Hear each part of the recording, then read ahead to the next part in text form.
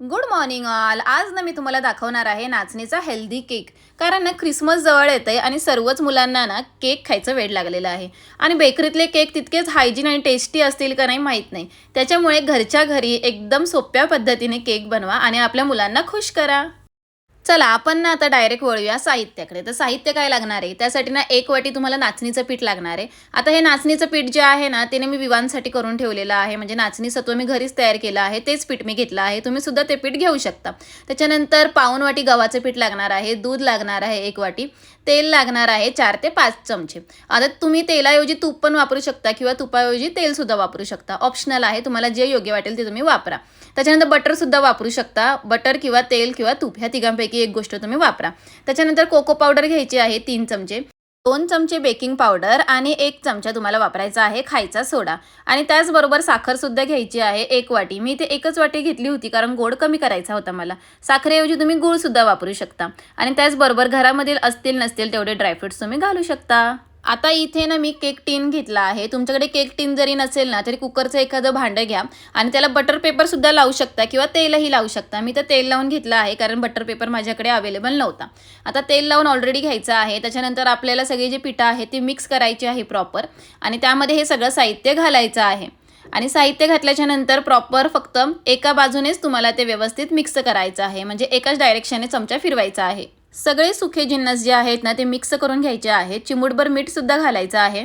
हे सगळं मिक्स झाल्याच्या नंतर ना आपल्याला एक गोष्ट करायची आहे, ती म्हणजे कुकरना आपल्याला प्री हीट करायला ठेवायचं आहे. म्हणजे कुकर आपल्याला आधी गरम करण्यासाठी ठेवायचं. आता काही जण कढईमध्ये सुद्धा केक करतात, पण कढईमध्ये काय होतं, वाफ वगैरे द्यायची शक्यता असते. त्यामुळे कुकरच शक्यतो मी वापरत असते. आणि जर मोठा केक करायचा असेल म्हणजे 1 किंवा 1.5 किलोचा, त्यावेळेस मी कढईचा वापर करते. आता कुकरमध्ये केक करायचा आहे त्यामुळे मी कुकरची शिट्टी आणि लब्बर दोन्ही काढून ठेवले आणि कुकरमध्ये एक स्टँड ठेवले की जेणेकरून त्या स्टँडवर आपल्याला केक टीन ठेवता येईल. आता सगळं छानपैकी मिक्स करून घ्यायचं आहे आणि त्यामध्ये ना आपल्याला दूध ओतायचं आहे. आणि दूध ओतून झाल्याच्या नंतर एकाच डायरेक्शनने जास्त हलवायचं नाहीये, थोडंसंच हलवून घ्यायचंय आणि त्याच्यानंतर केक टीनमध्ये ते ओतून घ्यायचंय. आणि तुम्हाला जे वाटतील ते ड्रायफ्रुट्स घालायचे आहेत. आता इथे मी कॅडबरी सुद्धा घातली आहे. केकची जी कन्सिस्टन्सी आहे ना ती प्रॉपर पाहिजे. जर कन्सिस्टन्सी प्रॉपर नसेल ना तर केक हा फ्लफी होत नाही. तर कन्सिस्टन्सी कशी पाहिजे हे तुम्हाला मी दाखवते. जर जास्त घट्ट वाटत असेल तुम्हाला तर तुम्ही दूध ॲड करू शकता. आणि हे बघा, हे जास्त घट्ट झालं आहे त्याच्यामुळे मी थोडंसं त्याच्यामध्ये दूध पुन्हा ओतलं आहे. तुम्हाला कोमट दूध वापरायचं आहे. तुम्ही कच्चं सुद्धा वापरू शकता किंवा तापलेलं सुद्धा वापरू शकता.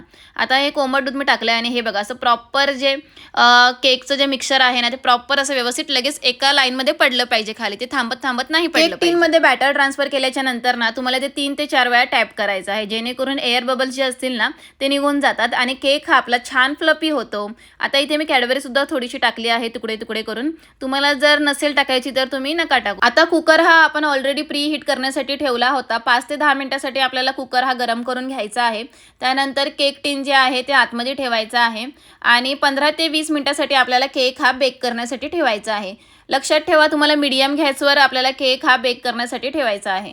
20 मिनिटानंतर आपल्याला झाकण उघडून बघायचं आहे की आपला केक झाला आहे की नाही. जर नसेल झाला तर 10 मिनिटासाठी पुन्हा तुम्ही तो बेकिंगला ठेवू शकता.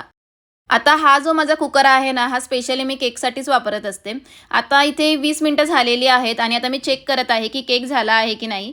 आणि झाकण उघडायचं आहे आणि गॅस चालूच ठेवायचा आहे. सुरीच्या साहाय्याने आपण चेक करू शकतो की आपला केक तयार आहे की नाही. आता आपला केक तयार आहे कारण सुरीला केक चिकटला नाही आहे. हेल्दी आणि तेवढाच टेस्टी केक लहान मुलांच्या पार्टीसाठी रेडी आहे. अशा प्रकारे तुम्ही हेल्दी केक घरी तयार करून बघा आणि जर तुम्हाला आवडला तर कमेंट करून मला नक्की सांगा. त्यानंतर केक पूर्णपणे थंड होऊन द्यायचा आहे. पूर्ण थंड झाल्याच्या नंतर त्याच्या कडा ज्या आहेत त्या आपोआप उकलतात. केक टीन हा पलटी करायचा आहे जेणेकरून आपला केक जो आहे तो केक टीनपासून वेगळा होतो. तुम्ही बघू शकता की किती छान फ्लफी केक तयार झाला आहे.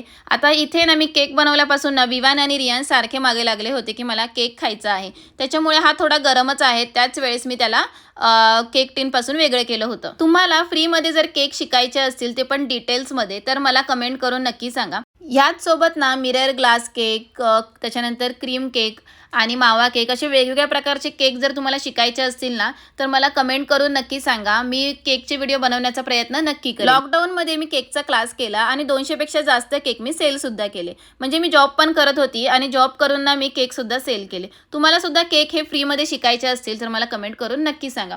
असेच नवनवीन व्हिडिओ पाहण्यासाठी चॅनलला आपल्या लाईक, शेअर आणि सबस्क्राईब करा. तसेच बेल आयकॉनवर क्लिक करायला विसरू नका, जेणेकरून संपूर्ण फॅमिली सोबत आता हा हेल्दी केक आम्ही एन्जॉय करतो. भेटूया नेक्स्ट व्लॉगमध्ये. तोपर्यंत बाय बाय.